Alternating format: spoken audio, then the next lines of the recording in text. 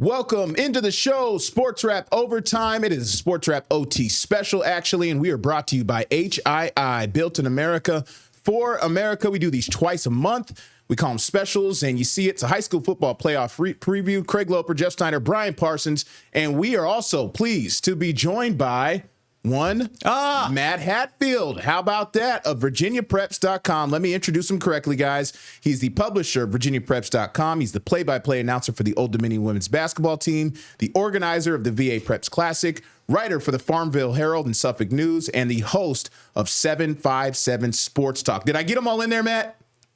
You did, Craig. Great to be with you guys. It's a pleasure and a fun time of year. We've got hoops starting with the winter sports, but the high school football playoffs upon us. So I love this time of year. It's the holiday season too, with Thanksgiving and Christmas around the corner. What's better? Right. Agreed. So you do so much, man. And Brian and I were kind of talking before we came to the studio.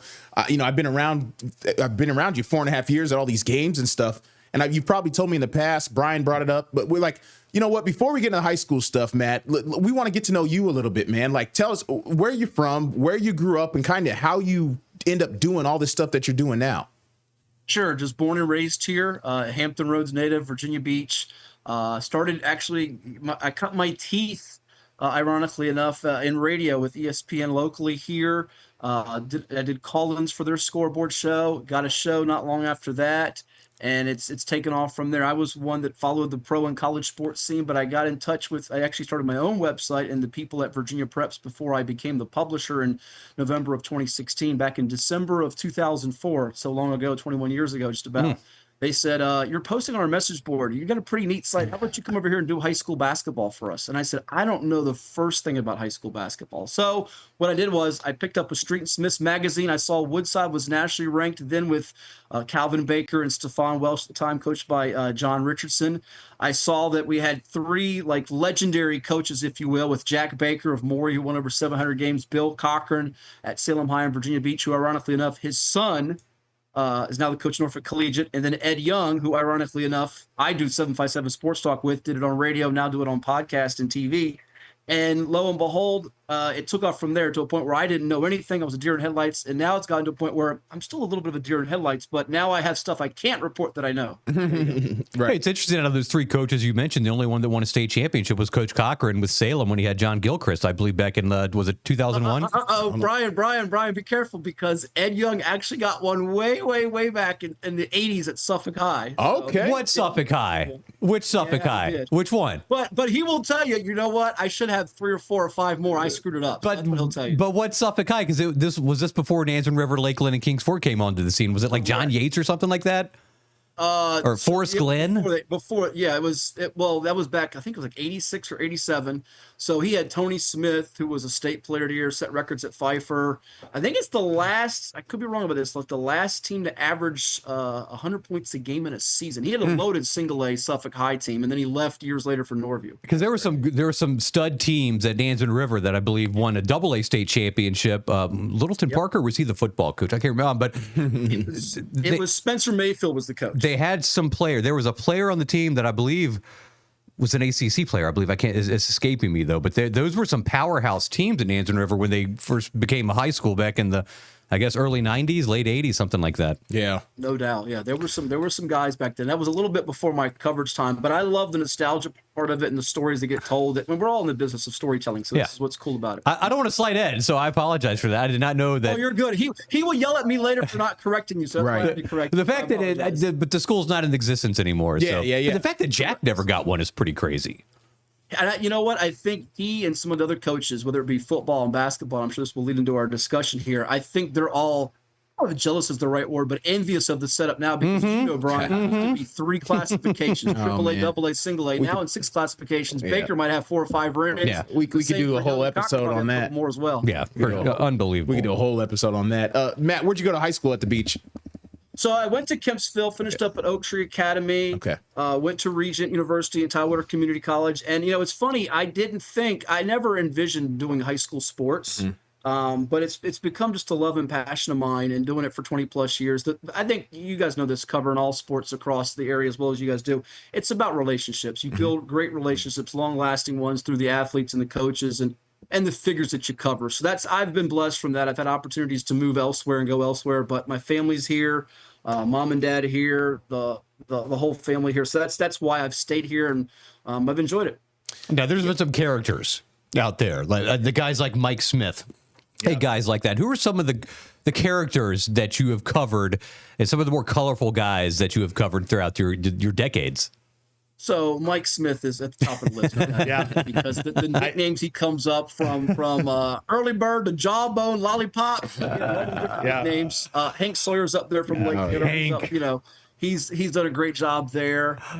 Certainly on the basketball side of things, Ed comes to mind. Darren Sanderlin's another character. He's been one on the solid. I give you one that this will make you laugh, Brian. You remember Barry Hamler from the days at Booker T. Washington? Yeah, didn't he go to Elizabeth City State, I believe? Elizabeth City State. Yeah, he coached some college ball, CIAA, and there are years ago people always joke about it because the referees will tell you the best stories. By the way, everyone good stories are good. But maybe you use on-air offer the officials for football, basketball, but even umpires, they'll give you some great stuff. But years ago, there was a big, they did it in the paper. It was front page where it was Hamler and Ed when Ed was at Norview and Barry was at Booker T. Almost come to blows because Barry was mad about a call, and he took out, this is a true story, I wish I was covering it then, some blow-up referee doll that got teed up, and then Ed comes across the court and say, now he's making this a mockery, and it was on the front page, these guys are nose-to-nose, like almost like you would have nowadays if Rick Pitino and Daniel Hurley did it in a Big East game, right? That's hilarious. Ed Young, by the way, the new head coach of Smithfield, is that correct? Is that, am I correct? It is, yeah. And they were a good team last year. They were. He's got to replace a lot of seniors, but that'll be one of the neat storylines, which we love this time of year. Whether they're going into winter sports or with the high school football playoffs about to start, the storylines are the things that people interested in what's happening out there. I got this, Matt. I wanted to ask you this. I got this written down on my notes here. It's like Brian and I. We come to this office every day. We kind of do our thing. What I always respect about that, you guys, you kind of carved out your lane. Like, talk about your day to day. Like, what do you do in any given week? You just work from home all the time. I know you're out when the games are happening, but like day to day, you got an office, like in a house, or what do you do? Yes, that's a great question, Craig. So when I started in December of 2004, this was a 3 to 4 month a year job, basically, or I might be sliding a couple months, maybe 5 to 6 months a year job. To where the off season we didn't pay attention to it. But I think what keeps us ahead in the high school sports coverage is part of the Rivals Network and On3, which we merged with On3 Sports. So it was Yahoo Sports up until July of this year, is that we want to cover recruiting stories. We want to cover off-season camps and events and things that get you prepped for the next season. There's always coaching news. There's always commitments. There's always recruiting hot button stories that kind of keeps us ahead of the game and other, be it outlets or other people out there that might be covering it, and just gets the fans interested and excited about what's next. Because as you guys well know, there's always that next sophomore or freshman phenom that's coming up, or student athlete that you can profile and chronicle their story really before they hit it big. And that's where we also like to evaluate some of the players and see where they're stacking up with some previous stars we've had, if they're further along, and what maybe their projection could be. Right. As busy as you are with this part of the job, I would imagine traveling with the Old Dominion women's basketball team has got to be even more taxing, because we're talking trips to Louisiana and things like that.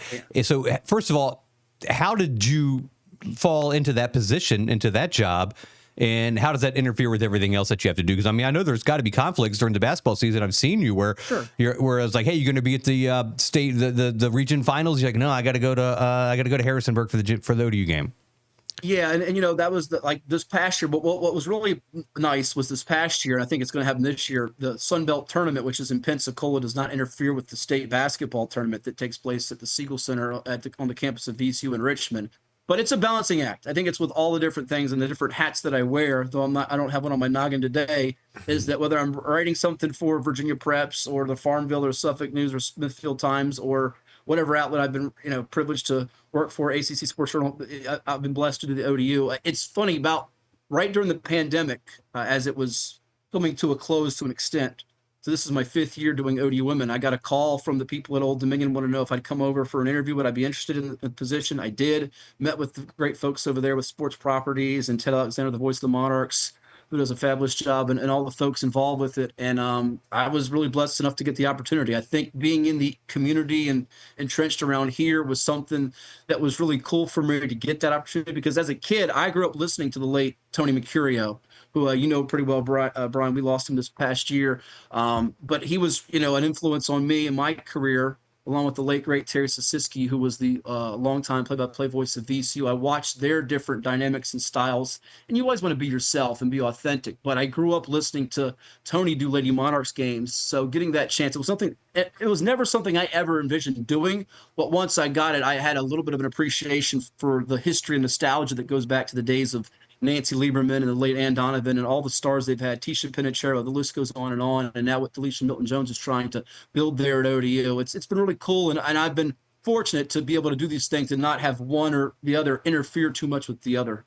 What I appreciate about Matt is like you're so knowledgeable about so much stuff going on. I mean, we'll be in the office, as you know, we cover we talk about the Commanders, we talk about the Orioles, we talk about the Tide. So we're kind of like a melting pot of an office, and you are too, but you're just so entrenched in it consistently in a way that like we're pulling up your Twitter and like, let's see what Hatfield's talking about and see what's going on, just to kind of keep stuff on our radar. So we appreciate you for all the information you put out as well, man. Well, thank you. And I'll be honest, going back to the delicate balancing act. So the first couple of years of doing the women's play-by-play, I also had a weeknight show on ESPN radio. And it got to be so much that I told the powers that be, I said, look, I just got to scale it back and do my Saturday show, because I was waking up. And the late Terry Sasiski told me this. He said, you're going to wake up in a city, in a hotel somewhere and say, where the heck am I? What day it is. I remember I did that one January, and I'm like, we in Texas? I had no idea. And I told them, I'm recording segments in hotel lobbies, and cutting things and doing it was too much extra that I said, I've got to scale some things back. So still do my show that's a podcast and available for folks through YouTube and TV, but it was necessary, because there are times where you can be doing too much, and you got to know that there's a life that you have to live, and you can't go overboard. So. Yeah. So you're talking about the blast man, Tony Mccurio, and then when he was the voice of the Lady Monarchs, which, they don't really brand that anymore, which I wish I don't know why they did away with that. But Tony really did promote the program, and he had the drive time show from 3 to 6 every day, and he would talk Lady Monarch basketball, whether you liked it or not. And, some people would hear it, but I think what it did was it made everybody familiar with the team more so maybe than it is now, because of the exposure that he would give them in that drive time when everybody's driving home from work at 3 o'clock every single day. Yeah, and one of the things that I loved about Tony, and we didn't always see eye to eye, but I always am so appreciative of the opportunity he gave me, and he had his bombastic side. He had his opinionated style. People thought he was a little bit of a blowhard, but the one thing Tony always did was, and it was an early teaching point for me, was he would go out of his way to promote whatever he was covering, be it his guest and their product, be it a program like ODU or the Tides or the Admirals, you fill into it, and he would give it its full attention and go full throttle on it. And to me, it always showed me that there's a passion there and there's a care there. And I think it's when you go about that with sports, your audience, be it through television, be it through radio, be it through whatever platform you're on, will see that. And you want to reflect that your work ethic, but also the desire to show what you're covering, what it's all about. And that was one of the things he did. He highlighted them in a different way, to where now we're seeing women's sports like Old Dominion Women's Hoops. You see those programs and you see the sport in general. It's shown a lot of growth from the infancy, from the years when he started doing it to now. And that's pretty cool to see. Yeah, Tisha was a household name in Hampton Roads. Everybody knew who Tisha was.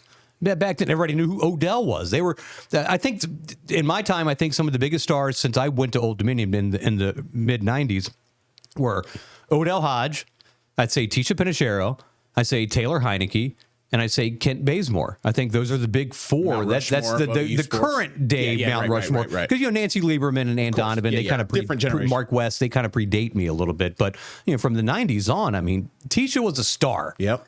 Yeah. And it'd be really cool if we could get to the point where there's a household name on the ODU women's basketball team, or the men's team for that matter. Second overall pick, I think, to the Sacramento back in the day. Second overall. And a lot of people might not know, but Tony Mccurio is somewhat responsible for the Admirals in a weird kind of way. There was an exhibition game at Scope between the Virginia Lancers and the Carolina Thunderbirds of the ECHL, and they just wanted to put a game on at Scope to see if what kind of interest was there. It was a Tuesday night, and Tony promoted the heck out of this. I got free tickets by calling in, and he promoted it and promoted it and promoted it and promoted it, and they were hoping 1,500 people might be good. That might be a good crowd on a Tuesday night. Well, they got 6,200 people, and when the ECHL officials saw that, they were like, okay, we want to put a team here. What year was that? That was 1989. Wow. Very cool. Very That's cool. awesome. I haven't heard you talk about that. Yeah. Yeah. No, Brian did a great piece on him when he passed. I really enjoyed watching that. It's up on YouTube. I grew up listening to the guy. Yeah. I mean, that's just the way it is. I listened every day. Right. I got free great steak coupons. I got free tickets to WCW at Scope and all sorts of stuff. Right. Matt, let's get into this high school stuff, man. I mean, you're out at these games on Thursdays, Fridays, and probably some Saturdays. The playoffs about to begin.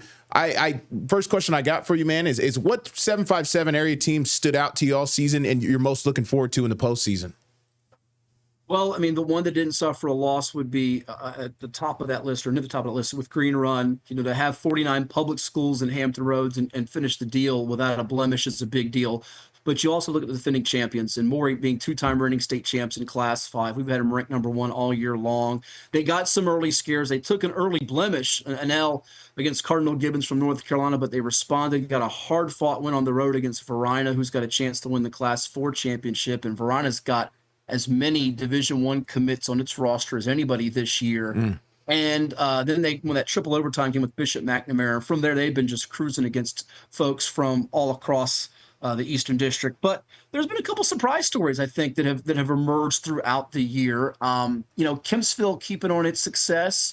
Cox turned things around to a slow start out of the beach as well. And the Bay Rivers, War Hill and Poquoson, I think we all expected Lafayette to just kind of roll through the Bay Rivers, but for Poquoson to knock them off with the takeaways in a low-scoring game in overtime, that was a big deal. Hampton, they've always it's been Hampton and Phoebus for years in the peninsula.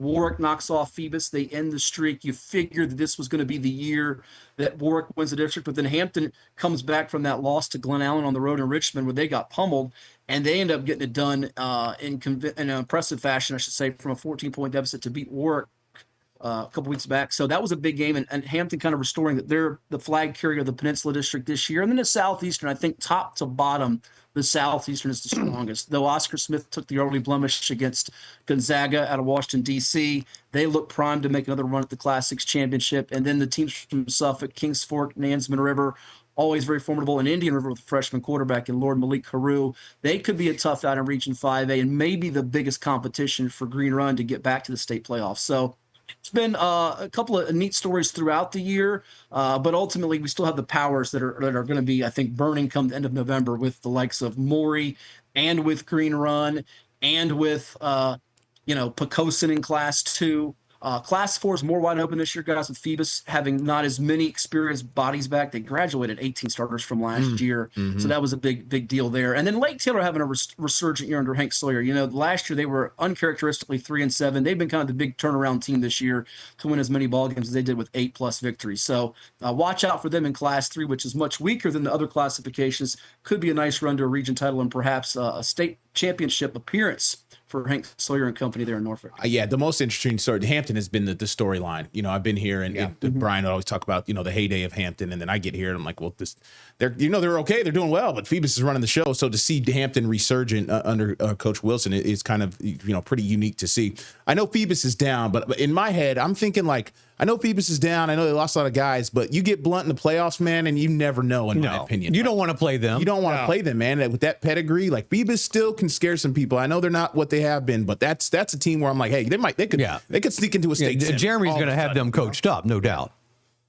Well, and the thing that's really cool, guys, is we all love that those stars that are emerging, and there are so many quality young quarterbacks. There are some quarterbacks in the senior class, but go into the we've been talking about that. The quarterback class around here is wild. Yeah. seen some great play this year. It's terrific. So you've got, Maricus Banks is a junior committed to Old Dominion. He was dinged up, got hurt in the Warwick game, didn't play against Highland Springs, came back for the Hampton game. But I think as this regular season has concluded, like you said, Craig, to piggyback on it, Jeremy Blunt's one of the best coaches around. So I think they're going to have some different wrinkles, perhaps, if they do see Hampton like we're expecting in the second round of the playoffs. I know the bracket's just coming out, and we'll see how it goes in the first round. But projecting ahead, that's probably going to happen. Hampton Phoebus rematch, if you will, and Lafayette still in that region. But even beyond those two guys with Banks at Phoebus and Marcus Chapman at Hampton, you have in that district Kevin Parker, who's been tearing it up to end the season from Denby.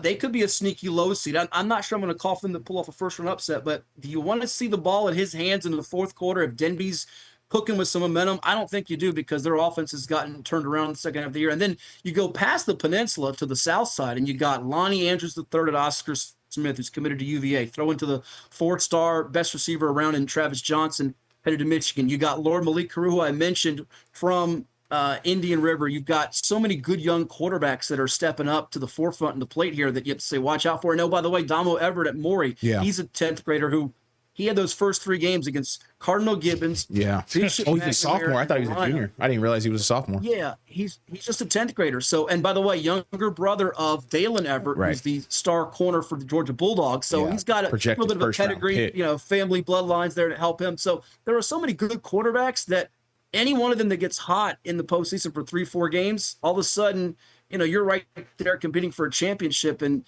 I think that all those young quarterbacks, they're becoming leaders. Some of them are followers at that stage, but they're becoming more and more leaders of their team because they've had to grow up fast for their teams. Right. So speaking of the Peninsula District, I often bring up the fact that the Peninsula District referees like to throw flags on practically every single play. And I've seen referees from other districts, they'll say, hey, number 6, back up. Next time it's a flag. They don't do that in the Peninsula District. They'll just throw the flag. The games sometimes will go 2.5 hours. I think they call 3 hours. I think they're a little frivolous with the flags. How are they allowing Kevin Parker to wear pink fluffy slippers in a game? The Peninsula District referees, if anything, to me, that seems like a uniform violation. Yeah, I don't know though. That's a safety violation. That can't be right. I saw him at Nansemond River this year too. Black. Do you know what I'm talking about, Matt? Yeah, I do. But that's a great question. I will say this. My only beef with referees is not even that, because there's been flags everywhere, Peninsula, South Side. I think I did the Maury Lake Taylor game where there was 29 penalties. Oh, my God. 298 yards. Well, they're bleeding into 3+ hours, guys. We got to get home. You guys got to do Friday night flights. So it's like it's running into your time here. So really is. Like that. But the thing that bugs me nuts the most is in the box doing stats. And you see, all right, it's an 8-yard completion. All right, second and 2's coming up. And the referee moves the ball up a yard or two. Drives me crazy. Those are the ones that just drive me bonkers as doing the numbers in the box for the games. That's the one that gets me. But we all in this business, we all like numbers, and you want them to be right, and Hey, Matt. And it's not once or twice. Do it like 7 or 8 times a game. All alone. Hey, Matt, going back to Oscar Smith, you mentioned Travis Johnson. You've been doing this a long time. Brian's been doing this a long time. I've been here a little while. Where does he rank on some of the better recruits in recent years? I mean, he's going to Michigan. He's a big time. I think he's committed. He hasn't, or did he sign? He ended up signing. He did the early signing, right? Sorry to hear that. Okay. Snyder's an Ohio State fan. Don't mind that. He didn't go there, though. Where does he rank in terms of recruits recently in standing out in your eyes? He's right up there among the best receivers we've seen. I mean, names that come to mind that are comparable would be like Justin Hunter from Ocean Lakes, who played in the NFL with Tennessee and Pittsburgh after starting with Tennessee in the SEC, and Keandre Lambert Smith, who's a rookie for the Chargers out of Maury High School that started at Penn State and Auburn. Grant Holloway, U.S. Olympian from Grassfield High School. He's in that conversation. That Plexico Burris. Plaxico's up there too, no doubt, from Green Run in the 90s that went on to Michigan State. Steelers caught that game-winning touchdown pass in the Super Bowl for the Giants. But his athleticism was uncanny. I remember when he was a sophomore, and I'll give you a couple names, by the way, if you want to know them early. I'll pass them on to you guys. You can come back to it 2-3 years from now and say, oh yeah, I remember this name. But I remember they were scrimmaging Dinwiddie and Green Run, and he goes up. It's like a pass over the middle, inside post or slant. And he just skies up with his left hand and just yanks it down. And I just remember saying then, like, different cat. There are certain ooh-ah moments where you say, different dude. And I know you've probably seen some of the clips that they've had recently with coaches and even broadcasters about. There are guys and there are dudes. He's a dude. Yeah. I think there were some questions about his 40 time. And I think that can matter sometimes when you're trying to separate 4-star, 5-star. But to me, I remember this being, and your man will appreciate this being Buckeye, Chris Spielman's when it comes to mind. Yep. I think he's had the piece about 40 times are overrated. What is your game speed in football games? Exactly. And Travis Jerry Rice. Johnson plays. He plays fast and big in big moments. He's done it this year, time and time again. You guys have seen it in showing on Friday Night Flights this year with the games against Nansemond River and the games against Kings Fork, and on that Saturday against Indian River where he just dominated the first half completely. So he has stepped up, and I think he's going to be about as good as can be. And I think he's going to be as his frame fills out and continuing to polish up the route running. There are some small things in his game that continue to evolve and develop, but he's going to a place that has a good history of producing stars. I know. There was a lot of talk until the James Franklin, coaching change that Penn State was going to be the place he ended up in leader, but Michigan got him late.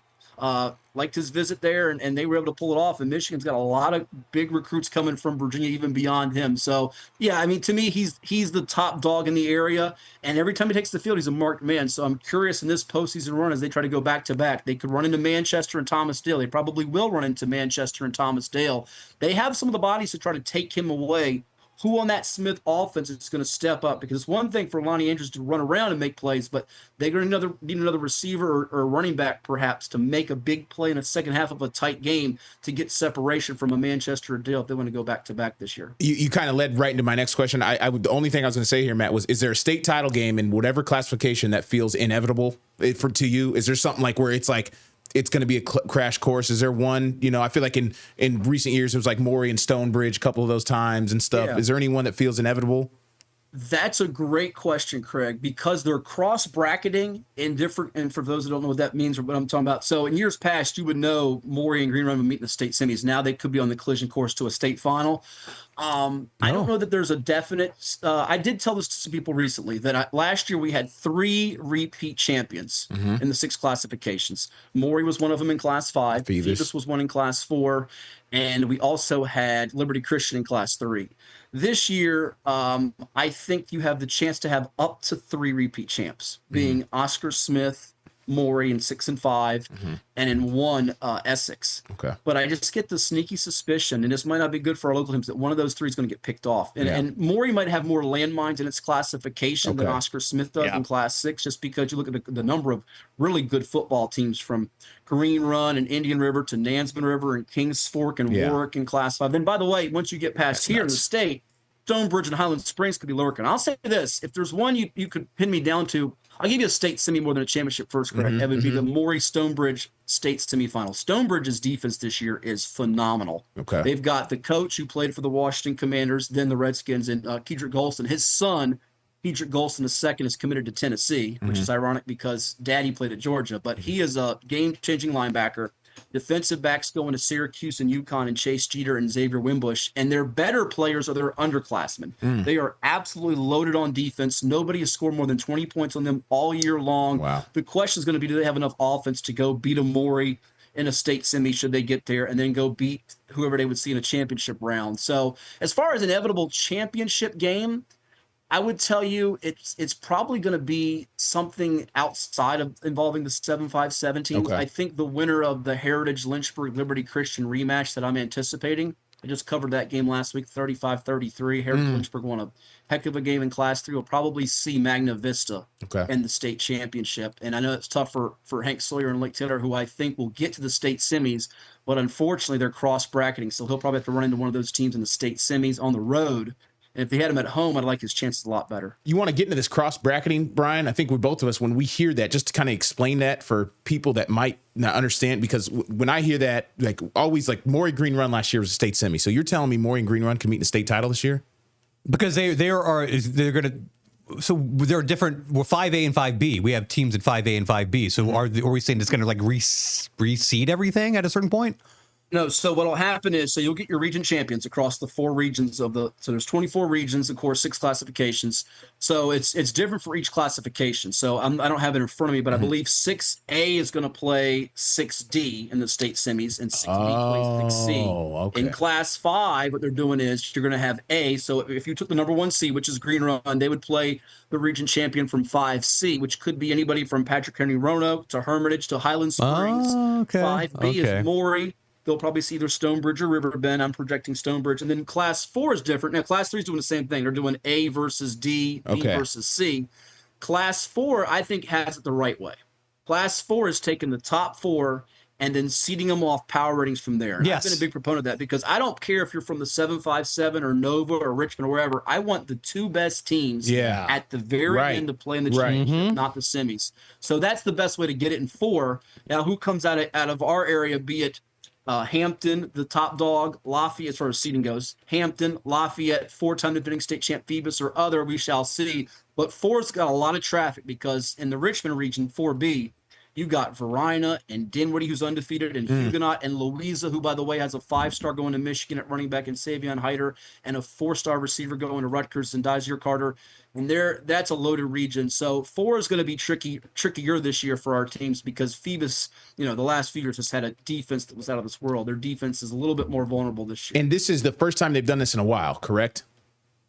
Yeah, they've not done this across the board as often. Now, they did do it last year for a couple other classifications, but it wasn't the higher classes. Got it. So, yeah, it's going to make it a little bit more complicated for fans to understand. Right. But it does give you the possibility of having a couple of our teams, if especially in Class 5, if they're to get through the path, there you could have an all 757 championship. Interesting. Really cool to see. We haven't seen that in football, guys. We've seen it in basketball, but not in football. Yeah, that would be awesome. Is there a reason they do it differently in different classes?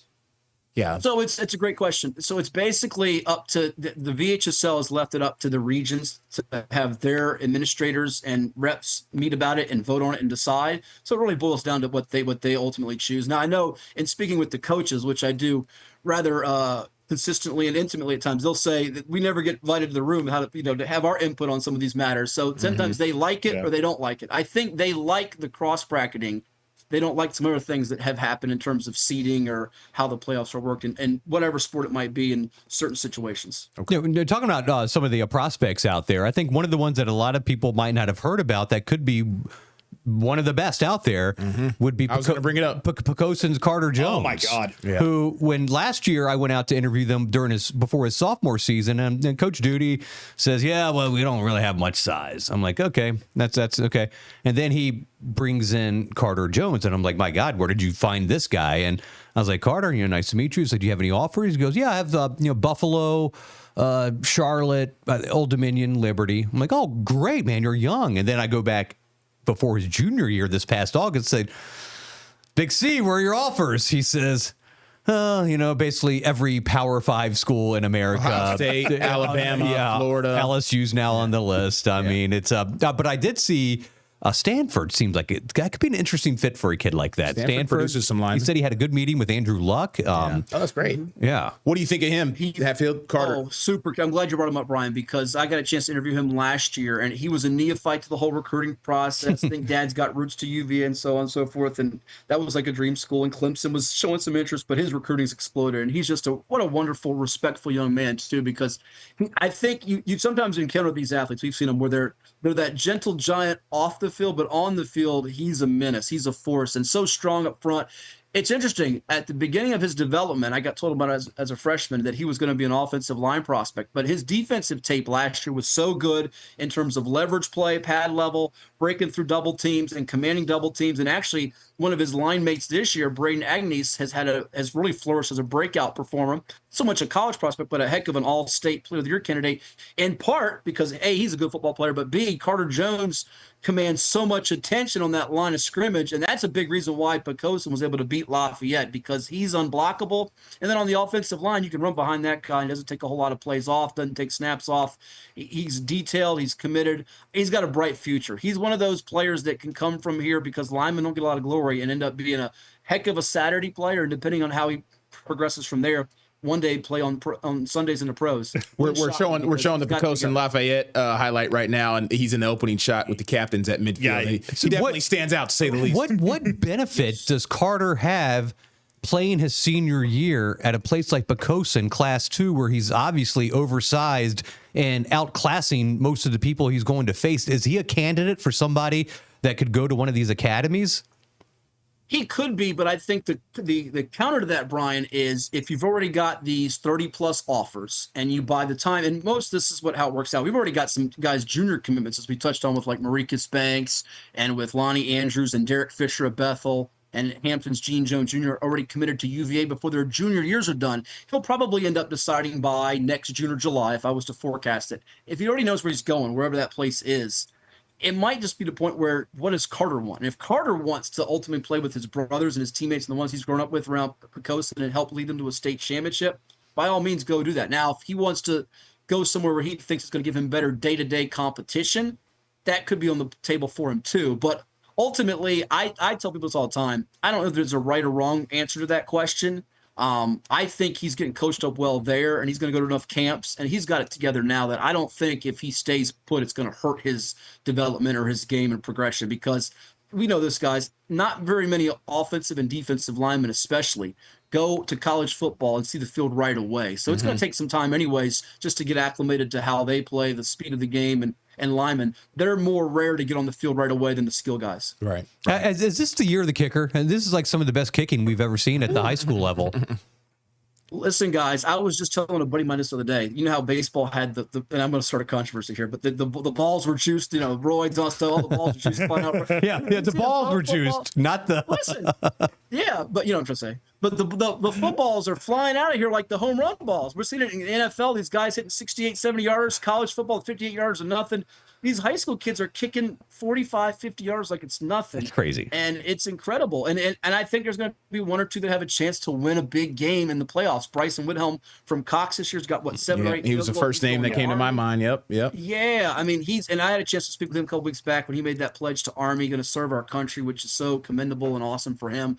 It's amazing because even beyond, and the really sad part is he's so good, and then you have 2 or 3 other kickers in the beach like Brandon Prater and Austin Cox, Prater from Kellum and Cox from Ocean Lakes, that somebody's going to not make second team all district or all. The kickers are so loaded this year. And last year, going back to Picosin, Josh Mitchell, who was not a big time name on people's radars, he's booming 50, 55-yard punts like it was nothing. Yeah, he was. Yeah, not remember the often. highlights. Not often that a punter makes the highlight reel on Friday Night Flights. We put him on Friday Night Flights a couple times. He had one that pinned him down to the one. It was like a 55-yard punt down to the one. It was perfect. Coaches, and that matters. I tell people all the time the hidden yards when you see kickoffs and punt returns that aren't kept in the stats. But he was one of the best in the nation as a punter. And you lose a punter like that, I know for coaches you say, well, next man up. Well, it's hard to get. Those kickers and punters are once in a lifetime. They don't get the limelight and the glory that the quarterbacks or the stud linebacker or the running back that runs for 2 bills or the defensive back that makes 3 picks get. But my goodness, they can be just as valuable. And yeah, the kickers this year, it's been really cool to watch because now the coaches, instead of saying we got to go for it on 4th and 6 from the 30, they're thinking about kicking it. Yeah. Are coaches identifying kickers earlier now, like maybe in middle school? I think now because you have, it's a great question, so many camps. Yeah. That you, and it be, this is going back to like Carter Jones with linemen or quarterback camps or kicking camps. And then with, you know how great our soccer athletes are across the area with the beach and the 757, that there's so many that do year-round sports where they'll be in this competition, that it's easier to identify some of them. And I know in years past, we've seen it, Brian, we talked about it like Hampton, they've lost championships or big playoff games because they didn't have a kicker. Yeah. And you hate that when you get to a big playoff moment and you don't have that kicker. But now we're seeing some of these freshmen, sophomores that play JV football, they get involved quicker and acclimated to how it goes. I think it has happened. It's a little bit like we saw the development with Norfolk football when they didn't have middle school football. The Eastern District teams, when Lake Taylor broke through with it, and Churchland had some success, and Norcom had some success, and now Maury's winning championships. I think when they adopted middle school football in Norfolk, and also it's happened in Suffolk, I think it helped those teams close the gap with the other teams around the area and the districts that they would see. So yeah, I think it's been a big plus. That would make sense. Jeff, let's take a break here. We're gonna do a break. It's a Sportswrap Overtime Special with Matt Hatfield. We are brought to you by HII.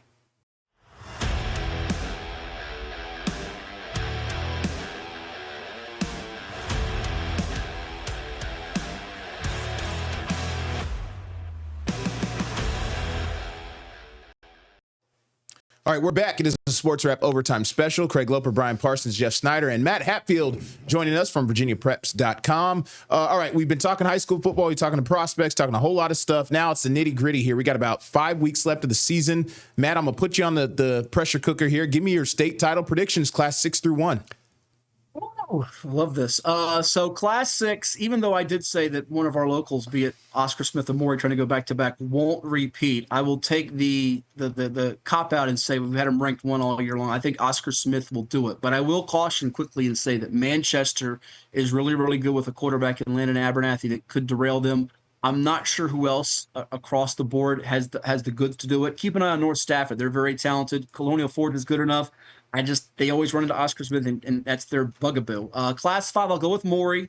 I think they're going to run into Stonebridge, and that's going to be a hellacious game, probably a low-scoring, fierce game. But I just trust Jeree McCain, his X's and O's, his expertise. And I think that defense has improved enough. And Tayshawn Branch, the running back, I think has a breakout. We didn't mention his name all podcast. I was waiting for his name to come up, by the way. He's great. We talked so much about the quarterbacks, guys. The running backs, either Tayshawn Branch for Maury or, of course, Charles Jackson from Green Run for Old Dominion could really run wild in this postseason and carry their team on to that big stage, that grand stage of the state semis and state finals. So I like Maury there. Class 4, I'm going to go with Varina. Their region's the hardest to get out of with Dinwiddie and Louisa also in it.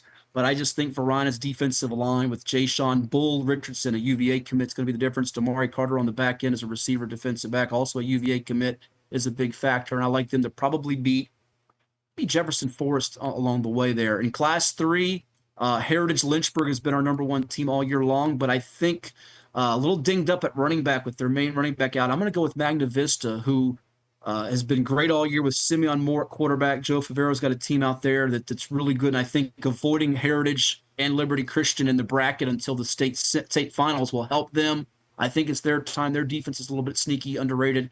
Class 2, I like Pecos's chances. They might have to run into Armstrong, which will be problematic because of their athleticism across the board. But I'm going to go with Glenver, with a quarterback who just became the recent VHSL single-season touchdown record holder in Brody Galliot, who's committed to Charlotte. He's actually chasing, guys, Ronald Curry's career touchdown responsibility record all time. Wow. In VHSL history. And if you're knocking on that door of That's Ronald crazy. Curry's, and I know they played a couple more games than Curry did, that's something special. So I'm going to go with Glenver, which lost last year in the state semis to Graham, the G-men, in a close one. And I'm going to go in Class 1 with Essex to repeat and beat Eastside. But Eastside has all juniors and sophomores, so they should be back next year and probably win it next year. Love that. Love that. All right, we got about Graham, the one there, Bluefield, I think, up there. Yeah, Bluefield, West Virginia.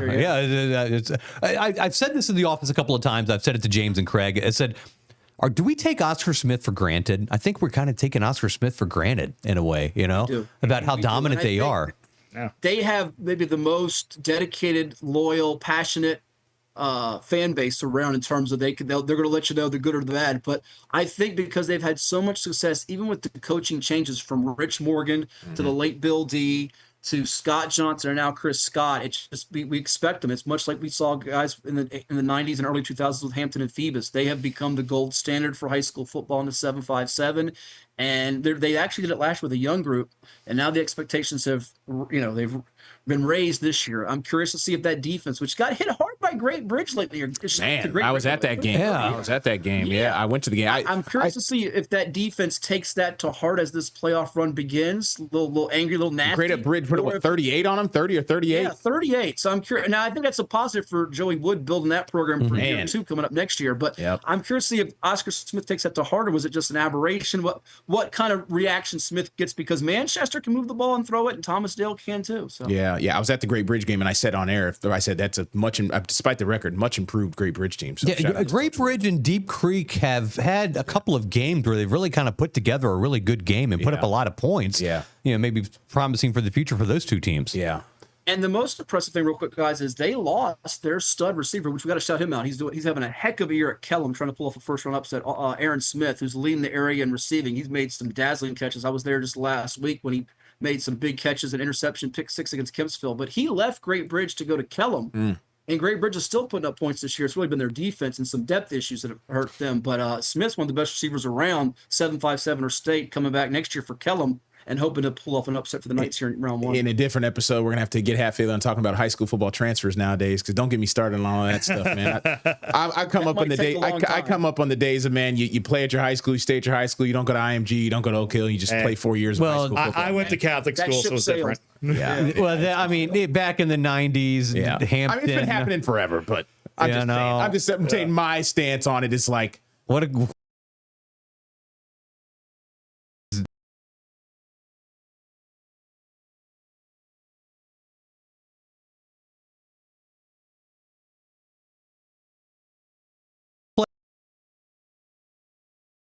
they're a good team, they're a well-coached team, and they win. Yes.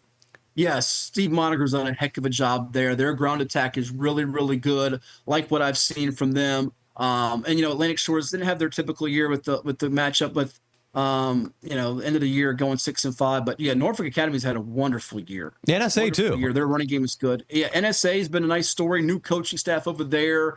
And Norfolk Academy, I like what they did this year, guys, too. And I hope we get more of this. We see it a lot more in basketball. Give us a couple private public matchups. That game with Granby had a little buzz, a little cachet to it. Yes. I think it doesn't hurt. And we see it more in other parts of the state, especially in Richmond with Trinity Episcopal and Benedictine and some of those schools. It happens a little bit in Northern Virginia and Roanoke, not a ton, but I don't think it's bad for the area, especially with some of the districts like the Eastern District, for example, that has 7 district games, and then you have 3 out-of-district games. It doesn't hurt to have one of those out-of-district games be a private school, be it from here or be it from somewhere else in the state. Were you surprised by that result? A little bit, not a ton. I mean, I knew that Norfolk Academy was going to be good enough to win that game, and Granby had the coaching change from Kendall Jefferson to Jonathan Wilson, the girls' basketball coach, who's been named now the permanent head coach moving forward for football. But the margin was a little bit more surprising than I thought. I thought it'd be a little closer than it was. So I think it also shows that they're getting better depth. That's been the one issue for the private schools on the football side in comparison to basketball. You play 5-on-5 in hoops, not a big deal for depth. You get 3 or 4 studs, you got it made in the shade. Football, it's hard to get 8, 9, 10 studs. And then that drop off from your starting unit to your second unit is a big deal when you have an injury. So I think that's been the bigger problem. And we saw when Chris Scott was at Catholic, then Bishop Sullivan, that they were trying to get that national attention, and they had moments, they had chances. It didn't quite get off the ground, I think, the way he anticipated and they envisioned. But I think that Norfolk Academy's grinding away, and they're making some big progress. Norfolk Academy homecoming is something else. Craig and I were out there doing a live shot. I swear, it's like Hampden Sydney. It's like the Hampden Sydney Randolph Macon game. Yeah, that's what the whole thing feels all like. The little kids running around, everybody's decked out in gear. They got the food, they got the merch. Coach Ricky Ronnie's wife is one of the part of the chain crew. Yeah, it's a great little community. Jen Ronnie does the chain crew. Yeah. And Ronnie said it's because normally parents have to do that, and she's doing it because so the parents that have kids that are seniors can just watch their kids play, and she's out there working. Yeah. Matt, we got about just 1 minute here. Tyrell Grant at Nansemond River, we didn't say his name, but I've been really impressed with him. He's going to Syracuse, smart kid, and just give us a quick word on him. We got about 1 minute. Yeah. Love Tyrell. I hated to see the injury late in the season against Lakeland. I wish him a speedy recovery because they know that took a lot of steam out of the Warriors, and we'll see how they react in the playoffs with Tyrell Grant on the shelf. But I love that young man's development from last year to this year. He's probably as improved as any quarterback in the state, and Syracuse got a steal. I know there's some other schools that are trying to get him to sway, including maybe Duke perhaps, but if the Orange can keep him, they're getting a gem here because I think his development at quarterback has been impressive to watch this year, and he's among the best, no doubt about it. He wants to be a doctor. Duke has a medical school too, so he could fit right in and be like Elizabeth Williams. There you go. All right, that is we're going to wrap this up. Matt Hatfield, check him out on Twitter. He's got a lot of stuff going on, play-by-play ODU women's basketball. He writes for VA Preps Classic, Farmville Herald, Suffolk News, hosts the 757 Sports Talk on Saturdays. I think he does that show on YouTube. Check it out. So, Matt, thanks for your time, man. We're going to sign off now on Sportswrap Overtime. Thanks for your time. Really enjoyed it, guys. Have a good one. Take care. Thank you, Matt. Thanks, Matt.